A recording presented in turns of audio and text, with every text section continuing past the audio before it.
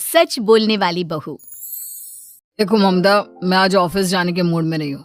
किसी का फोन आया ऑफिस से तो बोल देना कि मैं घर पर नहीं हूँ, किसी जरूरी काम से गांव गया हूँ। ठीक है, मैं चला सोने, बाकी मैं संभाल लूंगा। ममता बेचारी, जैसा नाम वैसा ही नेचर। ना कभी झूठ बोला, ना फरेब, ना किसी से चालाकी की, ना किसी की पंचायत। सुन लेती है पति की बात और फिर कुछ देर बाद फोन आता है। हेलो, कौन? मैं सुनील का बॉस बोल रहा हूँ। दफ्तर में इतना काम पड़ा है, अभी तक ऑफिस नहीं आया। वो क्या कर रहा है? फोन दीजिए उसे। जी वो तो सो रहे हैं। कह रहे हैं कि आज गर्मी बहुत है तो घर के मजे लेंगे। बॉस को बीवी की बात पर गुस्सा आ जाता है। तो उसे बोल दीजिएगा कि अब घर में गर्मी के ही मजे ले, कोई जरूरत नहीं है यहाँ आने की। ये बोलकर बॉस फोन रख देता है। ममता सारी बात सुनील को बता देती है।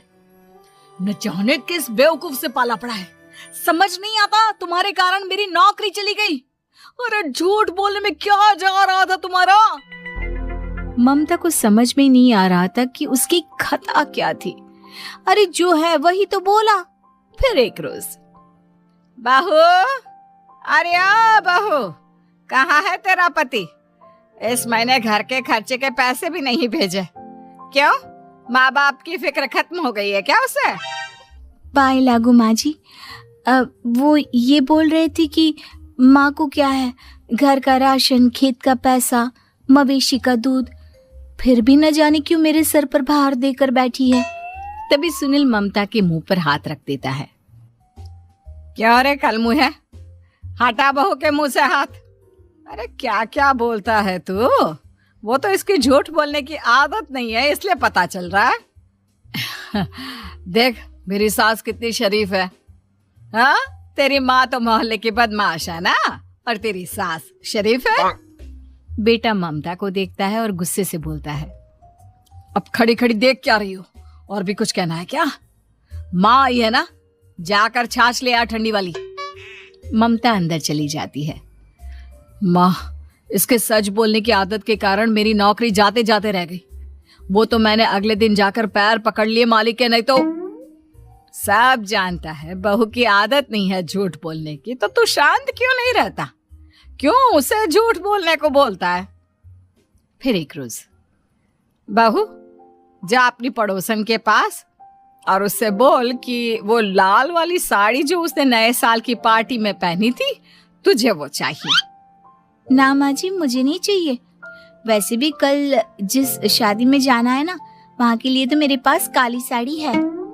सास सर पर हाथ रखकर, अरे बुद्धू, मुझे चाहिए साड़ी। वैसे भी तुम लोगों में तो साड़ी का लेन देन चलता है ना, तेरी भी तो उसने पहनी थी ना। हाँ माँ जी, वो क्या है ना, हम दोनों के कपड़े एक दूसरे को आ जाते हैं। मैं ले आती हूँ आपके लिए साड़ी। बहू पड़ोसन के पास जाती है। कैसी हो निर्मला, तेरी लाल साड़ी चाहिए थी। क्यों? तू तो बोल रही थी कि तेरे पास काली वाली साड़ी है, तू वही पहनेगी, फिर लाल का क्या करेगी? अरे मैं तो काली ही पहनूंगी, लेकिन मेरी सास ने देखी थी तेरी लाल साड़ी, वो नए साल की पार्टी में तूने पहनी थी ना, तो इसलिए वो मांग रही है। ये सुनकर पड़ोसन थोड़ा परेशान हो जाती है। देख ममता, तेरे लिए तो मैं एक बार को साड़ी दे भी देती, लेकिन तेरी सास के लिए नहीं। वो क्या है ना, तू तो जानती है कितनी गंदी आदत है तेरी सास की। खाया पिया सब कपड़े पर ही पोंछ देती है। मेरी लाल साड़ी बहुत महंगी वाली है, पता चले उस पर हल्दी तेल का निशान लगा हो। ममता घर आ जाती है खाली हाथ। ममता को देखकर, नहीं देना उसका लूटी ने साड़ी। अब आए तुझसे लेने तेरा सामान, अच्छे से बताती हूँ। माँ जी, वो क्या है ना, मुझे तो वो दे रही थी, लेकिन आपके नाम पर नहीं दी। अरे किसने बोला था मेरा नाम लेने को? बोल देती तुझे पहनना है, लेकिन ना, तू तो ठहरी सच की देवी। न जाने सास क्या सोचती है और हंसने लगती है।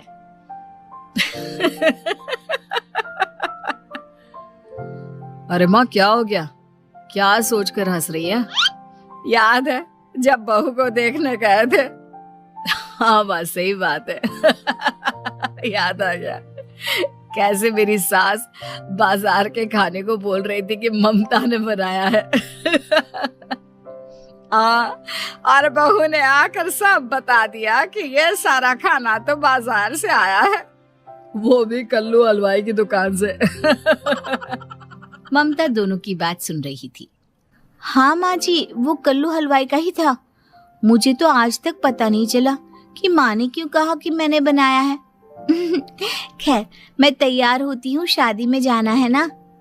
पूरा परिवार शादी में जाता है, जहाँ खाना वाना खाकर सभी बैठे होते हैं कि एक औरत ममता की सास से कहती है, क्या बात है बहन जी, मेरी आपकी बात हुई थी तो आप तो बोल रही थी कि लाल साड़ी पहनने वाली हैं, तो मैंने ये काली पहन ली। पता होता कि आप लाल नहीं पहन रही हैं तो मैं ही अपनी लाल पहन आती। अच्छा जी, तो इसलिए पूछा जा रहा था। अरे इतनी साड़ियां हैं कि क्या बताऊं।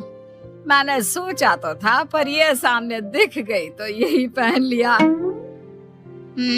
अच्छा, मेरी तो तैयारी काफी दिन से चल रही थी, फिर भी आज ऐसा लग रहा है कि ठीक से तैयार नहीं हुई मैं। तभी आ जाती है हमारी सच्ची बहू ममता बहू।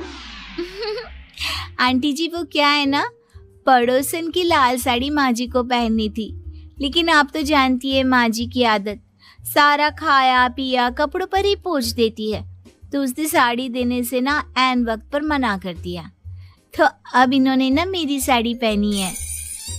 औरत ममता की सास को घूरती है। अरे मांग कर ही साड़ी पहननी थी क्या? हम जैसे तो खुद की ही साड़ी पहनते हैं, चलो चलते हैं। सास का गुस्सा अब ममता पर फूट पड़ता है। अरे क्या जरूरत थी ये बात सबसे कहने की? अरे घर की इज्जत का कोई ख्याल है कि नहीं तुझे? हाँ, मैंने क्या बोल दिया माँ जी? मुझे क्यों डांट रही है? मेरी गलती क्या है? ममता को रोता देख सुनील आ जाता है। अरे माँ, क्या हो गया? पता है ना शादी का माहौल है। सास सारी बात बेटे को बता देती है।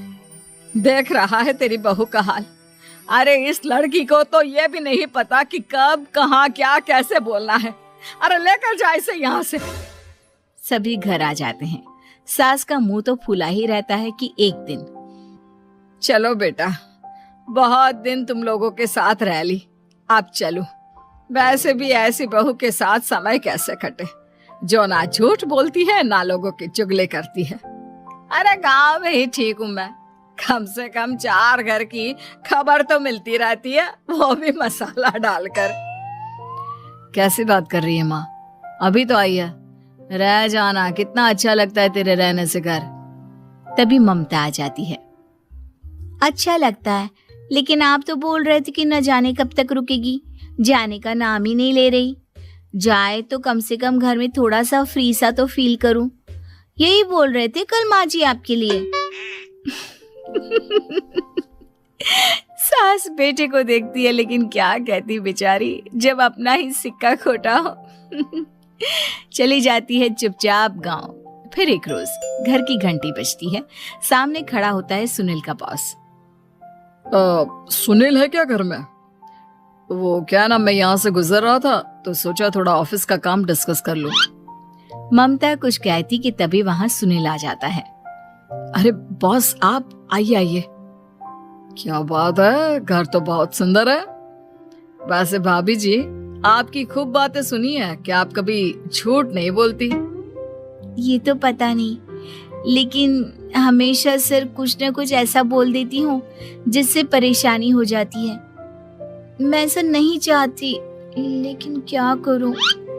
खैर, बॉस कुछ देर रुकता है, काम की बात होती है। ममता के साथ सब चाय पीते हैं और जैसे ही बॉस जाने को मुड़ता है कि क्या जी, कितने नेक इंसान हैं, फालतू ही आप खड़ूस और निकम्मा बोलते हैं इन बॉस को। अब क्या, बॉस के कान तक खुद के लिए अनमोल वचन पड़ जाते हैं और फिर ओह, तो ये बात है। और क्या कहता है ये? अरे बॉस, आप भी किसकी बात पर विश्वास कर रहे हैं? अरे इससे तो ये भी नहीं पता कि आलू प्याज कहाँ रखा है। अरे ये क्या जाने क्या बोलना है क्या नहीं बोलना है।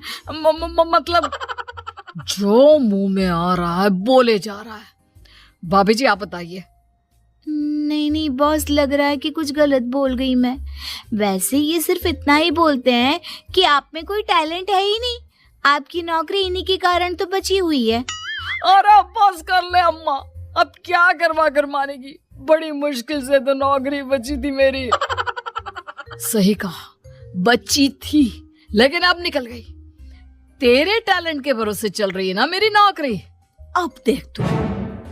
अच्छा, तो आप भी यही मानते हैं? वैसे ये बात तो है, सुनील काफी टैलेंटेड है। बॉस चला जाता है। सुनील सर पकड़कर बैठ जाता है। माना सच बोलना एक अच्छी आदत है, लेकिन ममता आज का समय ऐसा नहीं है। तुझे थोड़ा सा समाज को देखकर खुद को बदलना होगा, समझी? जी मुझे तो पता ही नहीं चलता कि मैं क्या गलत कर रही हूँ। यकीन मानिए मैं जानबूझकर नहीं करती। सुनील सोच लेता है कि वो किसी न किसी तरह अपनी बीवी के इस भोलेपन का इलाज करके रहेगा, लेकिन सवाल ये कि कैसे का जवाब अब मिल जाता है। और फिर एक रोज ममता की माँ आती है। ममता, तुझे तो पता है तेरे पापा का काम ठीक नहीं चल रहा है। कुछ पैसों की जरूरत थी, तेरे पास हो तो मदद कर दे बेटा। ममता माँ को घर खर्चे से बचाए पैसे दे देती है। पैसे देने के बाद सुनील आ जाता है। अरे सासू माँ, आज यहाँ कैसे आना हुआ? नहीं बेटा, वो ममता की याद आ रही थी ना तो आ गई। वो क्या है ना, पता है पापा का काम ठीक नहीं चल रहा है तो माँ कुछ पैसे लेने आई थी। क्यों? यहाँ क्या पैसे का पेड़ उगा है? अरे कौन सी माँ अपनी बेटी के ससुराल का खाती है? कोई जरूरत नहीं है पैसे देने की। वापस कर दो माँ जी पैसे और निकलो यहाँ से। आगे से यहाँ पैसे लेने नहीं आना। सुनील ये बोलकर निकल जाता है। उसके जाने के बाद, बेटा ममता, तूने मेरी बेइज्जती कराने के लिए यहाँ बुलाया था क्या? अरे छोटा सा झूठ बोल देती तो तेरी माँ की इज्जत बच जाती, लेकिन चलती हूँ मैं। सास बाहर जाकर बाहर खड़े सुनील से कहती है, तेरे कहने पर बेटा हमने ये नाटक तो खेल लिया, लेकिन उसका क्या असर होता है ये नहीं पता। थोड़ी देर बाद सुनील घर आता है। देखिए, मुझे मेरी गलती का एहसास हो गया है। मैं समझ गई हूँ कि सच कितना सच होता है और उसकी कीमत आज के समय में बहुत बड़ी है। माफ करना, मैं आज से सच कभी नहीं बोलूंगी। क्या? कभी नहीं? फिर क्या, दोनों मियाँ बीवी खुश रहने लगते हैं, क्योंकि बीवी को थोड़े से झूठ की आदत हो जाती है।